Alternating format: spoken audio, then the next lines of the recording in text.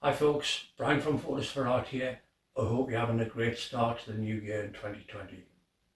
We've had this canvas up for the past couple of weeks during the Christmas period, but now that 12th night is upon us, it's time to take it down and put something else up in its place. What I'm putting in its place is effectively the first commission I've had as Fotos For Art, but it's also been certainly the most challenging piece of work that I've done since I started this blended reality journey. I've used 96 photographs altogether.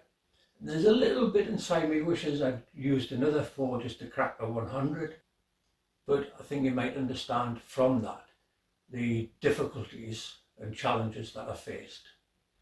However, I've overcome those challenges, as you see in the final result. If you like what you see from this video, please hit the subscribe button below. That does actually help me. If you click the bell icon as well, you'll be notified every time I put a new video up. Now, during the video, I'll be showing you some of the background and some footage from the days when I was taking photographs for this piece of work.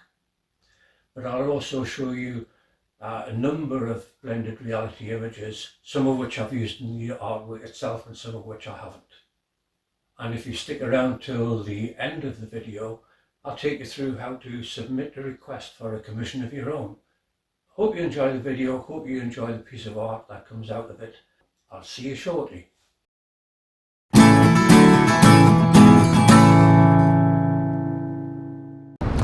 As you can see, I'm on the quayside at Newcastle. I've got a little bit of a commission going on today, and it's I say a little bit of a commission because it's actually for my wife Diane.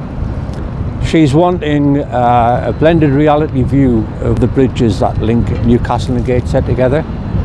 The problem with that is there's no single vantage point that I can use to get all of the bridges in together. So I'm starting off today. You can see part of the swing bridge behind me there, and then beyond it, I don't know if you can pick that out, there is the Millennium Bridge. So I'm actually going to start with the lower level bridges today and see what I can get. It is going to take several visits to get all of this done, and then I'm going to see if I can pull them all together into a single image. It's a bit windy today, but I am looking forward to it. It's not too cold, and I'll catch up with you all soon. So that in front of us, folks, is Gateshead's Millennium Bridge. What makes this bridge, I think, still unique, it was certainly the first winking eye bridge in the world ever. So what happens is, if a boat comes through and it can't safely get underneath the bridge, the whole thing tilts on its axis.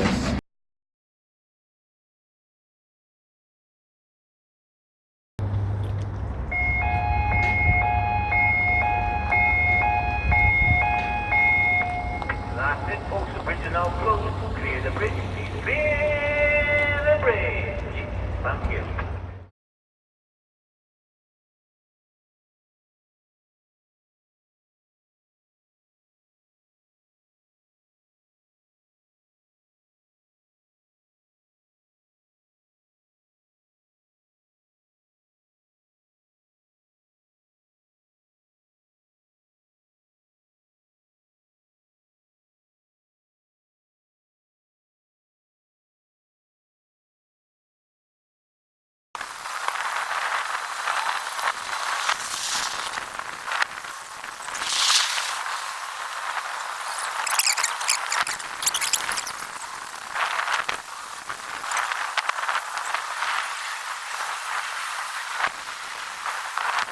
I remember well the day when this was installed, back in the year 2000.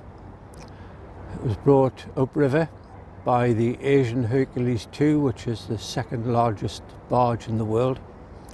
Had a fantastic viewpoint as it was coming up the river.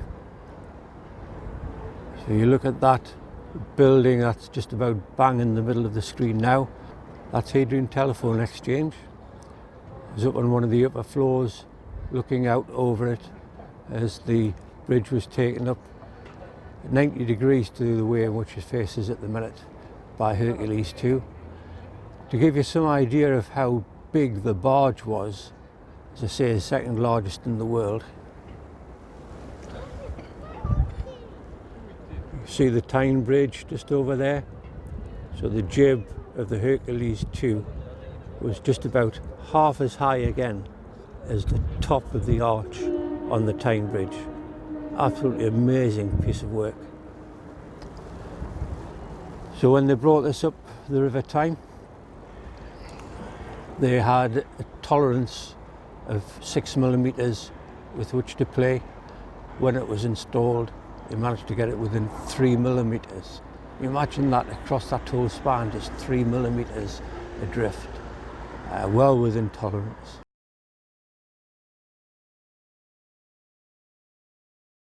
I'll take you on a little trip across it. So this section that I'm coming onto now, it's a joint use section for pedestrians and cycles. I'm just going to quickly cut on to the pedestrian only side of the bridge. Get some lovely views of the quayside on Newcastle there.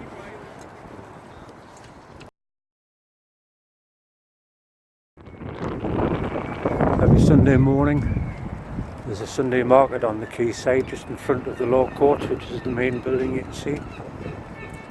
All along the quayside there.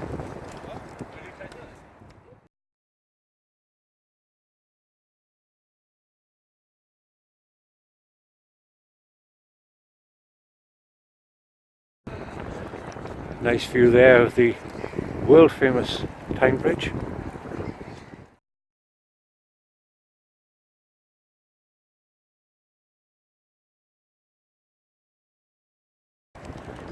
And on the Gateshead side, just up above Gateshead Quays, there is the Sage Centre.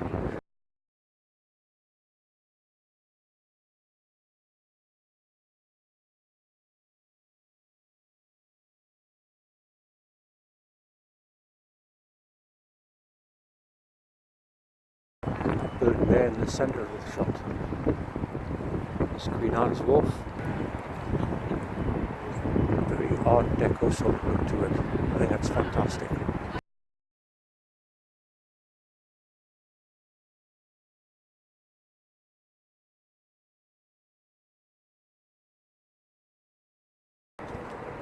And someday I'd like to have my own boat parked just there.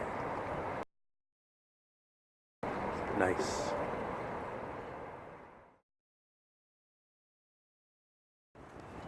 So that, I think, is the end of the tour of the Millennium Bridge for now. See you later, guys and girls. Here I am at Newcastle and Gateshead's high level bridge, opened in 1849, designed by Robert Stevenson. What makes this different from many bridges is it's got two decks. Just seen a bus go past and there's a train heading onto it there now. It's just over 1,300 feet from one end to the other. A fantastic bit of 19th century engineering, I think. Well loved.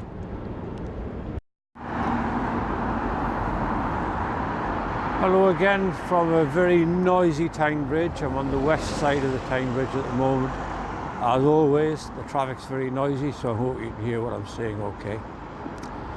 In front of us there is the high level bridge. That was probably the most difficult piece to photograph for the work I'm doing at the minute. And the reason being, to get it the way I wanted it, I had to take 7 individual photographs, sticks them all together horizontally, and then get them all aligned as I would normally do for my blended reality work. But when you see the finished piece, I hope you think it was worthwhile and worth the effort.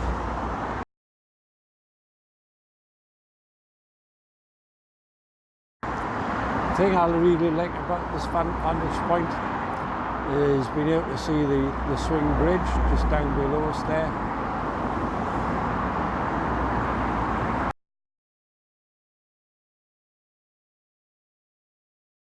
As I say, I'm on the Tyne Bridge, which I'm heading north on the Tyne Bridge, which I am at the moment. It makes me feel like I'm heading home. And if you take a look,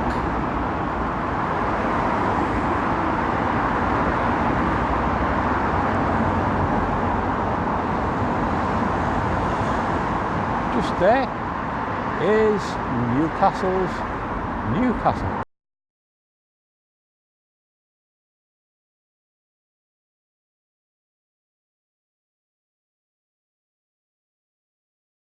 So here's the finished artwork hanging in our living room above the mantelpiece. This is my Christmas present to Diane, and I'm really pleased to say she thinks the whole thing's fantastic. And in case you hadn't guessed it, Diane's Christmas present, or one of the 2 Christmas presents she's got for me, is this waistcoat. I'll show you the other waistcoat hopefully next time I put a video out. And a big thank you to Alan Sharp as well, who's been a mentor to me for the last 15 months and more. And a special thank you, Alan, for making such a fantastic frame for this piece. I think it really sets it off. Thanks, mate. So I hope you all have a great 2020. My thoughts and wishes are with you all. Have a great new year. Bye bye. So this is how to request a commission. If you come to my website, photosforart.com, if you look along the menu bar at the top, you'll see there a tab called Request a Commission. So you simply click on that. So in there, you see information about the background and how to go about requesting a commission. You'll see my strategy for going through the commission and my pricing. The bit of work that I could really do with from you is fairly obvious, I guess. First of all, your name, your last name, your telephone number, your email address, and the location of where the subject is or where it will be. That could be address with a postcode, it could be a grid reference, it could be longitude, latitude. If you then tell me as very briefly what the scene is, and then come on to the main box, which is this one here, and tell me why the scene or the subject is important to you. Fill in as much detail as you can in there. I'm sure that's just going to help me understand what you're after. And 2 little buttons on the left. One is this commission for a gift? And the other is it of a delicate nature? If it's for a gift or delicate nature, I'd like to get information out into my social media so that people can see what I'm doing, and also see the progress that I'm making on your particular commission. If, however, it's for a gift or if it's of a sensitive nature, then I won't put it out on social media as I'm developing it, and we can discuss afterwards whether it goes on social media at all. If you can take some photographs of the place or the scene, that would be very helpful. You can attach up to 5 photographs here at the bottom. Those photographs obviously should be of the scene or the subject itself, but also if you can take even just 1 or 2 of the environment around it. I may come back and ask you for more. So take as many photographs of the subject or scene as you feel you may need. If I need more from you, I'll ask as I see your request come in. And once all that's done, you simply click here to complete your request. After that, I'll be in touch. I may have further queries for you so that we can discuss the viability of what you're asking for and agree any next steps coming out from that. So thanks for listening to this piece. Really appreciate it.